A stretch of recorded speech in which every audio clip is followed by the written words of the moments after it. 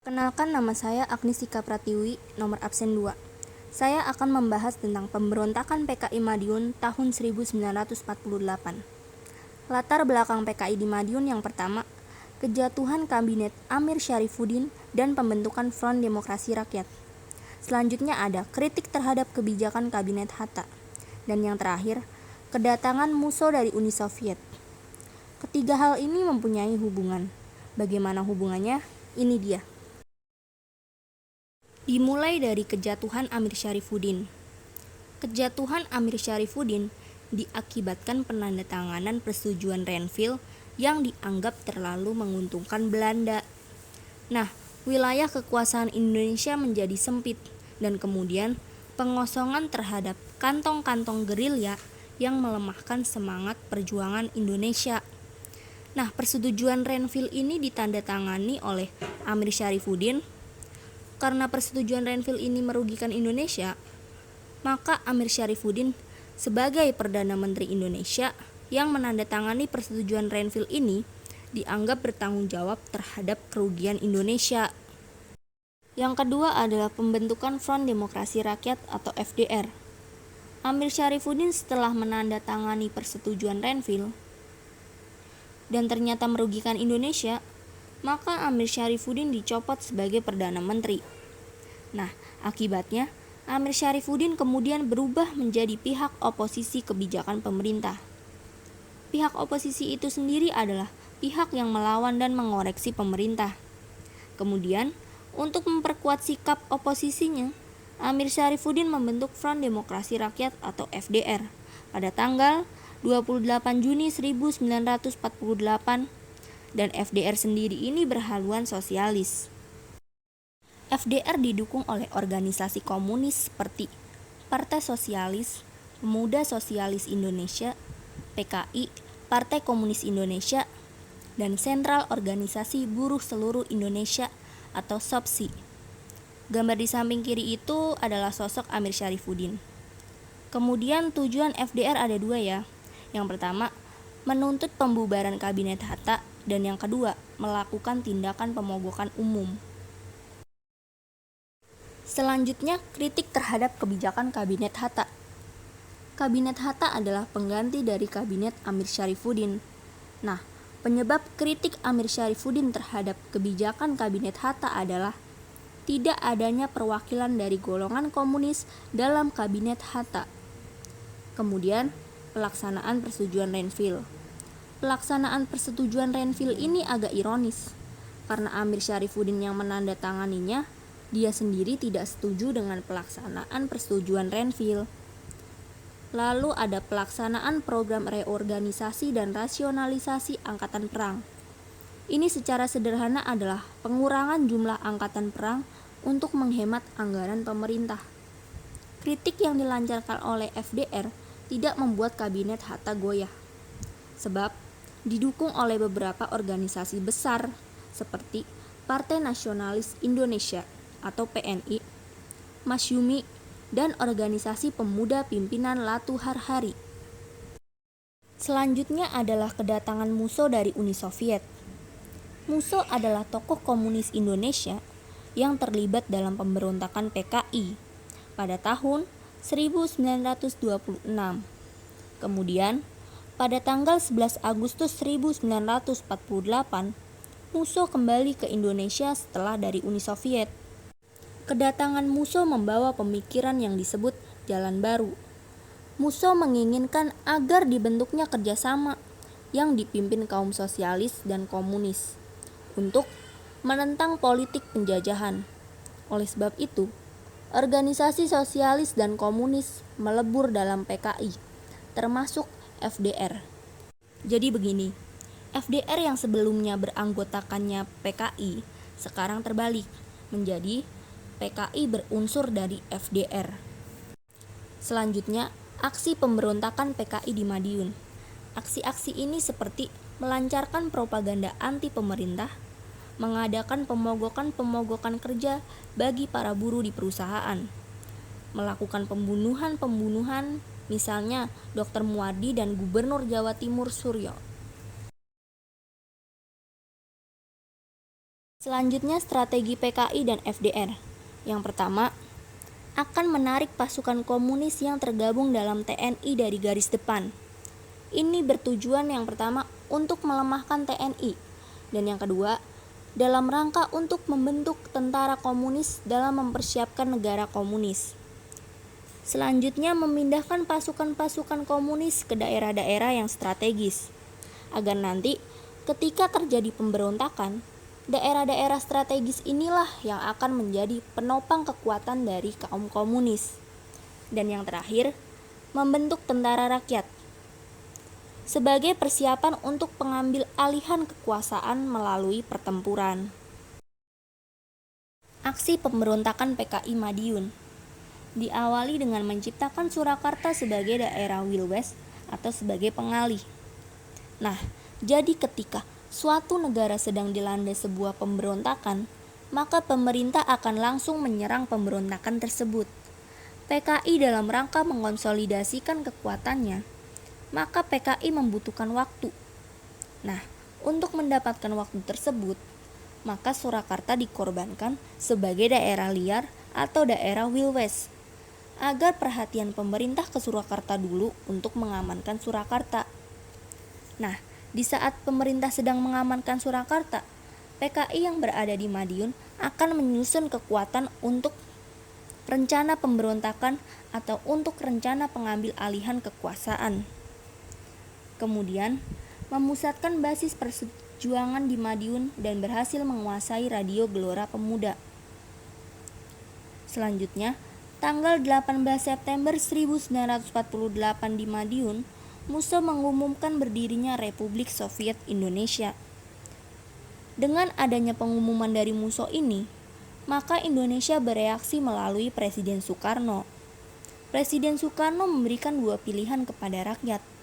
Apakah ikut dengan Soekarno beserta Republik Indonesia atau ikut bersama dengan Musso dengan Republik Soviet Indonesianya? Dan ternyata rakyat masih percaya dengan Republik Indonesia dan pemimpinnya itu Presiden Soekarno. Akhir pemberontakan PKI 1948. Kolonel Gatot Subroto berhasil mengamankan Surakarta dan sekitarnya. Nah, setelah Surakarta dan sekitarnya berhasil diamankan, maka dilanjutkan dengan penyerangan Madiun yang dipimpin oleh Kolonel Sadikin dan Kolonel Sungkono. Selain unsur TNI, unsur Polri pun ikut terlibat dalam upaya penumpasan PKI Madiun. Pada tanggal 30 September 1948, Madiun berhasil direbut kembali oleh TNI dan Polri. Dalam pelariannya, Musso tewas tertembak di Ponorogo, dan Amir Syarifuddin tertangkap di Purwodadi. Darul Islam atau Tentara Islam Indonesia Kalimantan Selatan. Latar belakang yaitu satu, anggapan diskriminasi antara tentara di luar Pulau Jawa dengan tentara di Pulau Jawa. Yang kedua, gerilyawan Kalimantan yang terkena dampak reorganisasi dan rasionalisasi mendapatkan pasangan yang kecil.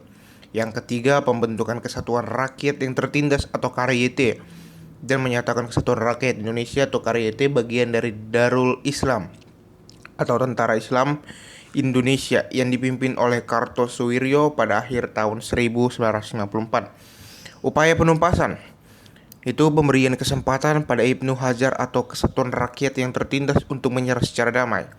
Jadi Ibnu Hajar dan Kesatuan Rakyat yang Tertindas diberikan kesempatan untuk menyerah secara damai dan tidak melakukan pemberontakan di Kalimantan Selatan.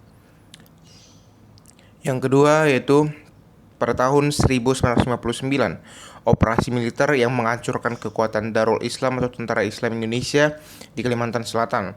Baru pada tahun 1963, tepatnya pada bulan September, Ibnu Hajar menyerah. Dan pada tahun 1965,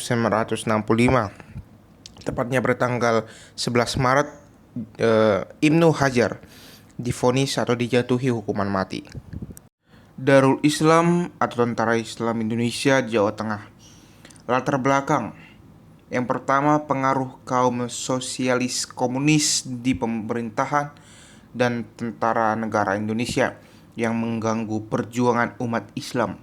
Yang kedua, perjuangan Amir Fatah dianggap tidak dihargai pemerintah dengan cara memberikan daerah pertahanannya di Brebes, Tegal kepada tentara negara Indonesia.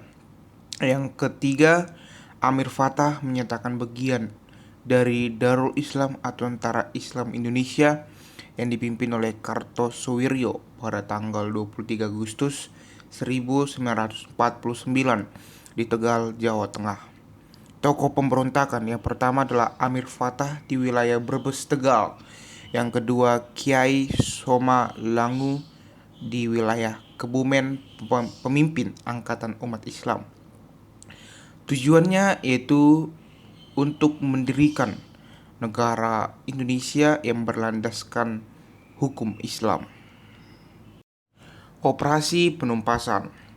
Pemerintah Indonesia melakukan operasi militer untuk menumpas kekuatan Darul Islam atau Tentara Islam Indonesia di Jawa Tengah dengan langkah-langkah yaitu yang pertama, pembentukan pasukan khusus Benteng Riders. Yang kedua, operasi gerakan benteng negara yang dipimpin secara bergantian oleh Letkol Sarbini, Letkol Muhammad Barcun, dan Letkol Ahmad Yani untuk menumpas kekuatan Darul Islam atau Tentara Islam Indonesia di Jawa Tengah. Hasilnya yaitu kekuatan Darul Islam atau Tentara Islam Indonesia di Jawa Tengah dapat dihancurkan pada tahun 1954. Darul Islam atau Tentara Islam Indonesia di Jawa Barat. Tujuan awalnya yaitu untuk menentang penjajah Belanda di Jawa Barat. Latar belakang. Pertama, kekecewaan Sekar Madji Marijan Kartosuwiryo terhadap kebijakan Soekarno mengenai faham komunis. Yang kedua, keinginan Sekar Madji Marijan Kartosuwiryo atau tokoh Islam untuk mendirikan Negara Islam Indonesia atau NII. Nah, akan tetapi setelah makin kuat, Kartosuwiryo memproklamasikan berdirinya Negara Islam Indonesia atau NII pada tanggal 17 Agustus 1949 dan tentaranya dinamakan Tentara Islam Indonesia atau TII. Upaya penumpasan dengan operasi militer yang disebut Operasi Bharatayuda. Akhir Darul Islam atau Tentara Islam Indonesia di Jawa Barat dengan taktis pagar betis pada tanggal 4 Juni 1962. Kartosuwiryo berhasil ditangkap oleh pasukan Siliwangi di Gunung Geber, Majalaya, Jawa Barat. Akhirnya, Kartosuwiryo dijatuhi vonis hukuman mati pada tanggal 17 Agustus 1962. Pemberontakan Darul Islam atau Tentara Islam Indonesia di Aceh. Latar belakangnya yaitu pemberontakan DI atau TIE di Aceh yang dipimpin oleh Daud Baureeuh adalah kekecewaan kepada pemerintah pusat penghapusan status Provinsi Aceh yang dilebur dengan Sumatera Utara pada tanggal 3 Januari 1951 oleh Perdana Menteri Muhammad Nasir. Tujuan pemberontakannya yaitu yang pertama, mengembalikan otonomi Provinsi Aceh. Yang kedua, mencegah kembalinya kekuasaan Ule Balang. Ule Balang adalah pemimpin adat dan formal yang berkembang sebelum Indonesia merdeka. Dan yang ketiga, penegakan syariat Islam. Karena Aceh menginginkan wilayah yang dengan syariat Islam sebagai pedomannya. Akhir pemberontakan DI atau TII di Aceh diselesaikan dengan diadakannya Musyawarah Kerukunan Rakyat Aceh pada tanggal 17 sampai 28 Desember 1962. Akhir dari musyawarah bersama tersebut ialah pulihnya kembali keamanan di daerah Aceh. Pemberontakan Darul Islam atau Tentara Islam Indonesia di Sulawesi Selatan. Latar belakang terjadinya DI atau TII di Sulawesi Selatan adalah karena Kahar Muzakar tidak setuju jika KGSS atau Komando Gerilya Sulawesi Selatan yang ia pimpin dibubarkan oleh pemerintah, di mana anggotanya akan dikembalikan pada masyarakat. Kahar Muzakar menuntut agar anggota KGSS dimasukkan dalam sebuah kesatuan militer di mana ia menjadi pemimpin bernama Brigade Hasnudin. Tujuan dari pemberontakan di Sulawesi yang pertama, membentuk negara Islam. Yang kedua, memperluas wilayah kekuasaan di Sulawesi Selatan. Dan yang ketiga, merekrut sebanyak-banyaknya anggota baru di Sulawesi Selatan. Dampak dari pemberontakan tersebut yaitu menimbulkan keresahan dan ketidakamanan bagi masyarakat. Akhir pemberontakannya yaitu pada tanggal 3 Februari 1965 melalui operasi Tumpas. Kahar Muzakar dinyatakan tertembak mati dalam pertempuran antara pasukan TNI dari Satuan Siliwangi 330 dan anggota pengawal Kahar Muzakar di Lasolo. Akhirnya, Tentara Islam Indonesia yang dipimpin oleh Kahar Muzakar tumpas pada saat itu. Pemberontakan Andi Aziz. Pemberontakan ini dipimpin oleh Kapten Andi Aziz sendiri. Latar belakang pemberontakan Andi Aziz adalah sikap Andi Aziz yang menolak masuknya pasukan APRIS dari TNI ke Sulawesi Selatan, dan mereka juga ingin mempertahankan keutuhan negara Timur atau NIT dari paham Barat atau federal. Pemberontakan tersebut terjadi karena adanya ketegangan antara rakyat anti-federal dengan rakyat yang setuju dengan paham federal, sehingga terjadilah konflik dan pemberontakan antar rakyat dan pasukan Andi Aziz. Tujuan pemberontakan Andi Aziz. Tujuan pemberontakan Andi Aziz yang pertama adalah menolak penggabungan dengan TNI dalam APRIS. Yang kedua, berusaha untuk mempertahankan keberadaan negara Indonesia Timur atau NIT. Pada 5 April tahun 1950, gerombolan Andi Aziz mulai melancarkan serangan. Mereka menyerang serta menduduki tempat-tempat penting. Selain itu, mereka juga menawan seorang Panglima Teritorium Indonesia Timur, yaitu Letnan Kolonel A.J. Moko Ginata. Mengetahui hal tersebut, pemerintah kemudian mengeluarkan ultimatum sebagai bentuk reaksi atas kejadian tersebut. Ultimatum yang dilayangkan isinya memerintahkan kepada Andi Aziz untuk melaporkan diri sekaligus harus mempertanggungjawabkan perbuatannya itu ke Jakarta. Andi Aziz diberi waktu selama 4x24 jam. Selain itu, Andi Aziz juga diminta untuk menyerahkan senjata beserta menarik pasukannya dan diminta untuk membebaskan para sandera. Tetapi Andi Aziz sama sekali tidak menggubris ultimatum tersebut. Maka pemerintah langsung bereaksi dengan mengirim pasukan-pasukan ekspedisi. Pasukan ekspedisi mendarat di Makassar pada tanggal 26 April tahun 1950 di bawah pimpinan Kolonel Alex Kawilarang. Pada saat itu terjadilah pertempuran.